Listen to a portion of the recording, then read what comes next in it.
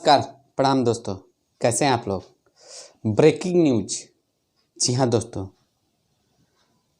एकदम से दिल दहला देने वाला यह खबर है। अखिलेश कश्यप जी आदिशक्ति से अलग हो चुके हैं। जी हाँ दोस्तों,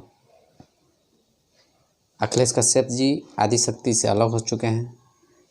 आप लोग स्क्रीनशॉट में देख सकते हैं। उन्होंने अपने फेसबुक आईडी से यह जानकारी दी हुए हैं, लिखे हुए हैं, देख सकते हैं।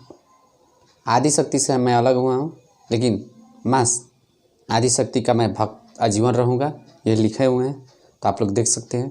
यह एक मैंने इसका रीज़न क्या है अलग होने का, अभी तो पूरी जानकारी नहीं चली है।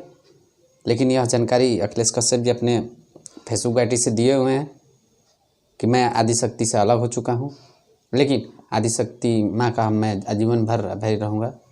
तो एक से बढ़कर एक कमेंट आ रहा था, तो हमने सोचा कि एक वीडियो बना दे। तो आप लोग देख सकते हैं। तो यह ज़बरदस्त खबर है।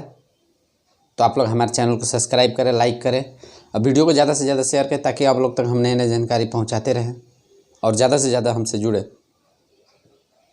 अखिलेश कश्यप जी क्यों अलग हुए, क्या रीज़न है, अभी तक तो कोई खुलासा नहीं हुआ है, लेकिन आदिशक्ति से अलग हो चुके हैं।